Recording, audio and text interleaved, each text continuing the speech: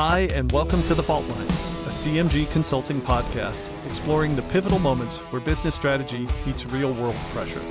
Today's topic is going to be how we anticipate, or don't, the idea of disruption, the signals that we might miss from any source, why we might miss them, what we can do about it, and how we might get better.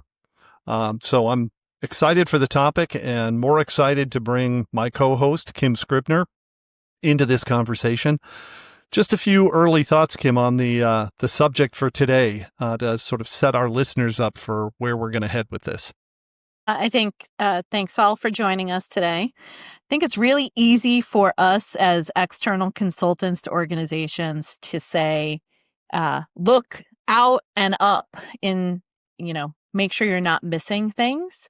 However, the reality is when you're running a business, you're in the trenches, you're in the day-to-day, especially when we're in changing times like we are right now, or you're trying to meet, those fourth quarter results. It's really difficult to always be looking up and out and very easy to miss things. And so hopefully today through our conversation, we'll be able to give leaders some practical tidbits on how to get better at doing this quickly. That sounds great. Well, why don't we start with what we mean by this concept of signals? Any initial thoughts there to help frame things? So a signal can be anything from a trend in your data report. So every leader, when you come in the morning, you have your set of metrics that are most important to you, right? So there could be a blip in those metrics. That could be a type of signal that we're most familiar with. I think the types of signals for me, in my experience, that always get missed, and I'm going to be really curious to hear your take on this, is the human signals. And so it can be a behavior signal from either a customer or somebody internal to the organization that we can't see because it's not in a black and white report for us. So to me, what I think about signals, it comes in lots of different dimensions. Yeah, I agree with you on that. For me, the concept of signals is any sort of input or stimulus that might be observable. And there's a little bit of a Goldilocks challenge here, right? So for me, the spectrum of where to sort of cast our interests at one end is being completely oblivious. And surprisingly, there are still people out there who run their business without paying attention to competitive factors or market indicators. So they're sort of, hoping that the choices they make resonate in the market. At the other end of the spectrum, there's sort of the analysis paralysis. You pay attention to everything that might have value, no matter how minuscule or sort of distant. And the noise overwhelms the ability to discern patterns or get a good sense of things. And so there's this balance of getting the right amount of input from the right types of sources. And for me, I generally think of them in terms of quantitative, right? Can we look at our own internal metrics around what we're selling, how much we're generating in revenue, profitability trends, et cetera? There's the external potential data sources around market share and shifts in demand. And then there's all this qualitative stuff, actually listening to customers, listening to experienced members of the team, sometimes listening to new members of the team that get blended together. And that blend of qualitative and quantitative is where, and this is just a heads up for everybody listening, is where good storytelling makes a difference. Because I think the part of what we're going to sort of lean into today is this idea of being able to tell stories that resonate and spur some response in terms of what we might do about it. But that ability to sort of cut the noise out and still pay attention and be able to tell good stories, I think is part of leveraging good signals. I see Kim is smiling. So a few things to respond to Gary. Number one, for those of you who have just started listening to this podcast, I absolutely love when Gary uses consulting terms like lean into. Is my most favorite. Her mostest favoritist soundbite ever. My most favoritist. Also, part of what you're talking about is the hope is not a strategy, right? So if you're ignoring signals and you kind of get your head in the sand, or you're just doing things because you feel like you're on a lucky streak, something will surprise you, and that's what you don't want to happen. So hopefully we give folks something to think about from that perspective today. So as you think about what causes leaders to miss signals, right? Like, it should be obvious. You come in, you look at your metrics, you have your key performance indicators that are most important to your business. How do things get missed? Oh, I love pulling at that string on why we miss the signals. Mm-hmm. I think I have a belief there's comfort in finding one's groove, right? And as long as things stay predictable and consistent, uh, it is often a feedback loop that creates a sense of validation. Um, and I'll go back to, let's say, my days working in big oil, right? I worked in the industry where our job was to serve consumers with their energy needs on a regular basis. And at that point, we started to perceive that there were going to be changes in consumption, whether it was baby boomers aging out of driving as frequently, or younger consumers choosing to move into cities and use public transportation, or, at the time, these new things like Uber. There were a number of factors that were playing into affecting our demand. And it was so fun and challenging in some ways to bring some of those insights to leaders who for many, many years had said, no, the fluctuations in our demand are largely weather related. When a blizzard hits Chicago, we know people aren't going to drive as much. When gas prices hit, $4 a gallon, we know what kind of drop off in consumption there is. But the sort of longer view and what was going to play out for the next several years based on some other trends was almost a cognitive dissonance moment for them. And so I think there is this element of, we know what we know, and we are initially skeptical of the relevance or importance of other insights that might be brought in. I think there's also just this idea of wishing that the unexpected won't happen that keeps a lot of folks from preparedness, because we're not going to be able to predict specifically what might be disruptive in a particular moment. At the same time, getting ourselves in a position to be able to respond to the unexpected, it could be a tornado hitting a production plant, something that happened here to a company in Wisconsin a number of years ago, right? It could be that there's a shift in technology that's out there to serve our customer needs, and now we've been disrupted and our market share is under pressure. It could be a departure of certain leaders. It could be an innovation that wasn't brought to market that should have been. There are a number of different things that can affect the trajectory of our business, and in a meaningful way. And even though we can't specifically say, well, X is going to happen on this day in this year, anticipating that the unexpected might arise could open us up to, again, some of those signals, right? And help us be a little bit better prepared. And sometimes the factor between beating your competition and not isn't about being profoundly or immensely better than them. It's being just a step ahead. It's the old adage, right? If the bear's chasing you, you don't need to be the fastest runner. Just don't be the slowest. Yeah. So 2 things from your last little soliloquy that you've been giving to us. So, you need to be prepared for surprises. And this might be queuing up a future episode of this podcast, but what are some of the ways that you would suggest people do that preparation for the unexpected? So whether that might be scenario planning, maybe. Oh, I love it that you queued it up just like that, because scenario planning is one of my favorite tools. And it's an opportunity to take what people think is most likely, and then ask this the very easy question, how might it be better than expected? And once you've done that, ask how that might be better than expected. And then for the really fun part, turn it in the other direction. How might it be worse? How might it be worse than worse?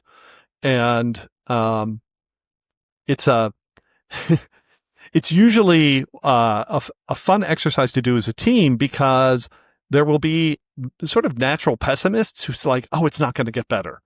And so they're almost immediately dismissive of a happy circumstance or a happy surprise, which at times can happen. A competitor struggles with something. They launch a new product and they've retooled their plant and things go badly, or they've implemented a new system and can't ship. And I know of an organization where I spent a couple of years doing work with them.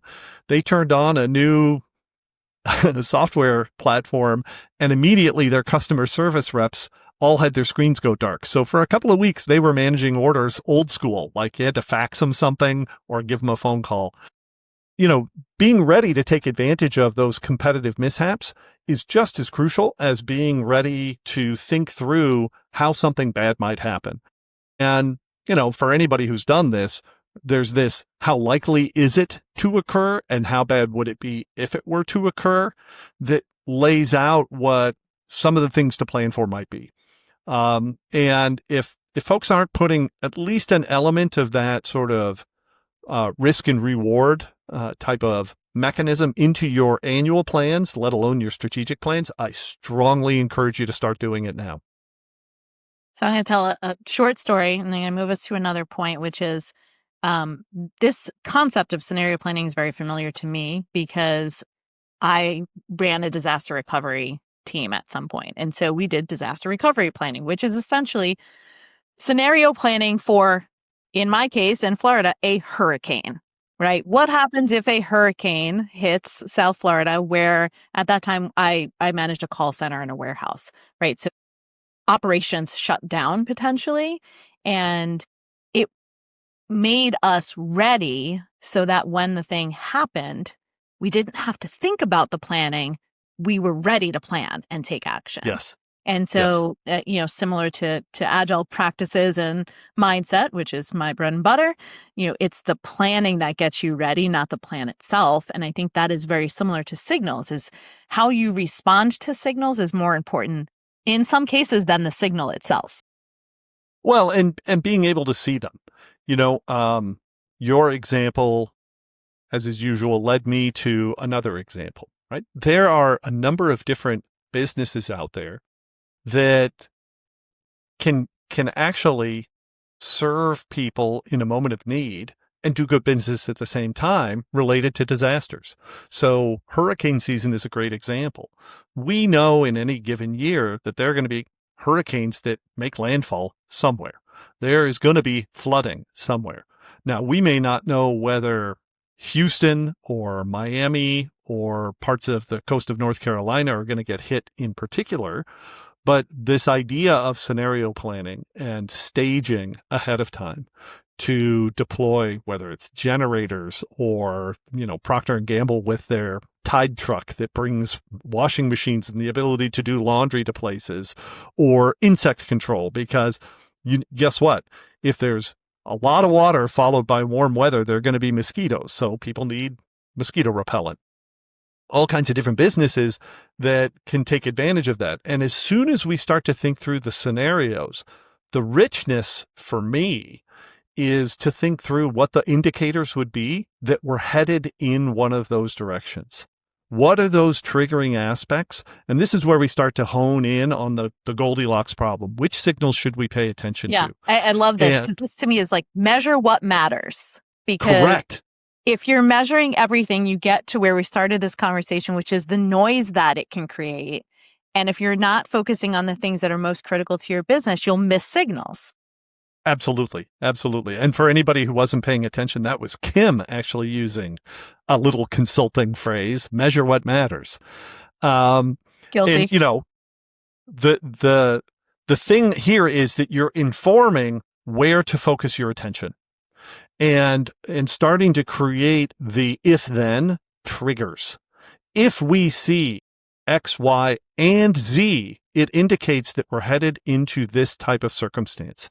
And the forethought to say, when that happens, here's how we respond, is oftentimes that competitive advantage. It's that little bit of agility or nimbleness that allows your organization to be where it needs to be, doing what it needs to do in that circumstance. And that is when scenario planning transitions out of being esoteric and being actionable. So we've started to hedge into this kind of portion of the conversation, which is there are some leaders that are great at this and some are not so great at this. So we talked about how how can leaders miss signals? Sometimes that is noise. Sometimes that is you're got your head in the sand because things are going well and you just keep marching along. Are there leaders or things that you have seen leaders do, whether that's coming at it from a position of deep curiosity or something else that makes them great at detecting signals? I think this is my perspective on this. The first is to reflect and embrace your humility. It is fairly presumptuous for any of us to believe that we can predict everything, right? No matter how rich your experience is in an industry, or reflect on where you might have blind spots. And that leads to the second, which is have a team around you whose capabilities are not identical to yours, and lean into a high degree of trust as you build that team. Because, and this is where I love, for those of you not watching us, I'm laughing because I literally wrote the word trust as Gary was saying it. So keep going, friend. All right. So we are from halfway across the country, fist bumping one another on screen right now. And what that trust does is enables for disparate points of view to be brought in and woven together in pursuit of what the proper next steps might be, or the proper preparations might be. And I think this is the human element of scenario planning and paying attention to signals, is being open to other perspectives, being willing to set aside a bias or recognize an area that may be less developed, and to leverage the power of the team to then guide the organization.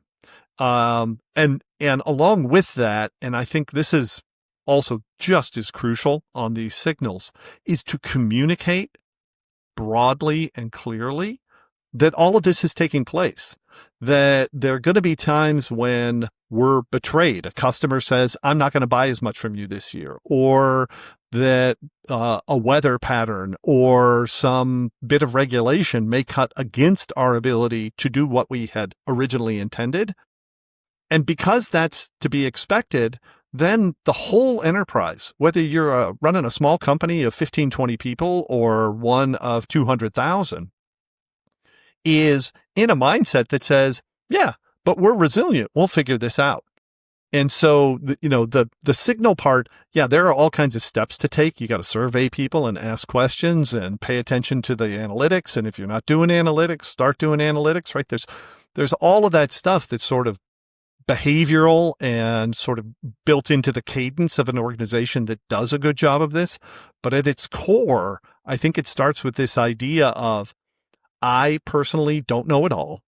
I want people who see the world through different lenses than me, and we trust one another to have the debate and come to the conclusions we need. To summarize back what you said about the behaviors, as I hear them, of a leader who is good at detecting signals. They provide the clarity that's needed. They might help the team feel secure.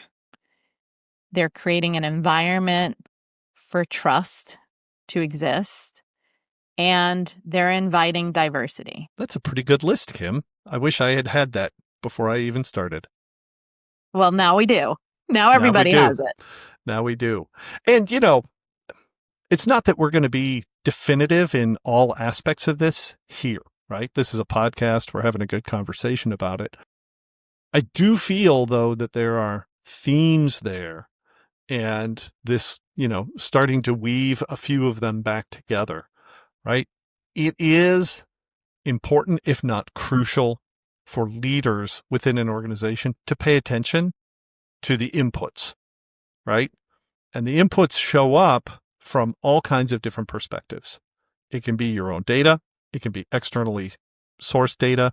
It can be conversation. It can be customers telling you what their intentions are or not telling you all of a sudden what their intentions are. Both of those can be signals in different contexts. The ability to sort of filter and synthesize those signals really does start to then come back to this idea of a strong team with a certain set of values and behaviors that are the enablers of organizational response, reaction, sometimes anticipation and proactive steps to mitigate things. So there's a lot here that I think is really helpful. And if we can continue playing on this theme in future episodes, I really want to. I'd love to bring in a couple of guests here because you talked about disaster response. I've done crisis response, literally at companies where things blew up and there was loss of life. I mean, tragic moments. To stuff like, I actually worked on a business where a toilet design flaw occurred. And if people went on vacation, they might come back and find their bathroom destroyed because there was water leaking everywhere. Won't go into too many details there, but it was pretty funny to have a toilet tank fail. And then in one case, somebody came back and found their toilet in their basement, because it had soaked for 3 weeks while they were away, just fallen through the floor. Well, that's an unanticipated product attribute that you need Certainly to address. A signal. Would be a signal, right? And in that case, it was a signal of one instance that actually, because the organization did pay attention, caused all kinds of reflection and corrective actions that mitigated it ever happening again, right? The enterprise that was dealing with that was like, hey, one instance, but it was a tip to this could happen a lot more if we don't take care of things. And to their credit, they got right on it. And that's why we don't hear about these things very often. A word that you used a few minutes ago, and spend a few moments talking about a signal that is, in my opinion, very often missed, which is silence. Because I believe that silence, especially inside organizations, can be one of the strongest signals that we miss. So I'm curious about your experience with that. It's interesting. There are a couple of sort of gut reactions and reflections that go back to different instances in my career. The first is when what had appeared to be a trusting and open set of conversations with a customer changes to quietness. And I think the second is when observing teams, and particularly teams of leaders, and as advisors, coaches, and consultants, we get to sit in with the leaders of a number of different organizations. When the response from team members is muted, or there is no response when leaders say things, it's almost always an indicator that something isn't right. Now, it could be a culture thing. It could be a fear type of element there. But the effect of that, right, is that the truth isn't being shared. And, it's, if somebody at the front of the Titanic had said, there's an iceberg in front of us, we wouldn't have the tragedy, the derivative stories, etc. There are, and in that case, they were saying there's an iceberg out there, but the people at the top just believed their ship was impervious to it. And the analog for business leaders is pretty obvious. Pay attention to the icebergs and pay attention to the people who are telling you there's an iceberg, even if you think you're resilient to it, because under the wrong circumstances, disaster can happen. And by the way, that can play out on the positive side as well, right? You get into those moments and somebody's not going to speak up about an opportunity, right? This is why trust and the openness is so welcoming imperative. diversity. Yeah. Because there are times when people will say, hey, if this, then good things happen, right? I again, experience at an organization where we identified some changes in consumer preference, and we're saying to leaders of a very mature consumer packaged goods product category, you have the opportunity to reach new price points, right? There's some things here that would be early indicators, some smaller brands that are doing some things. You could break out, you could capture a lot of value. And there was just a lack of comfort and a bit of not invented here that was pervasive. And it was it was validating later, but still rang a little bit hollow to a year later have the president of the North American division of this company say, Gary was right. It played out exactly the way that he had indicated. And, oh, by the way, they missed it. Now, I don't feel very good about that, because what I really wish is that those guys had said, yeah, let's jump on this and taken advantage of it. And they ceded some new value to their competition in that case. And so the signaling, it's not all around doom and gloom. Sometimes it's about growth and breakthrough growth and an ability to transform and transition into a different footing or stance that creates value for shareholders or your owners or the members of the team. A signal that says we need to change or we won't survive, right? So understanding what those key metrics are, like what are the things that matter so that you can get ahead of knowing when you have to make a change and a pivot.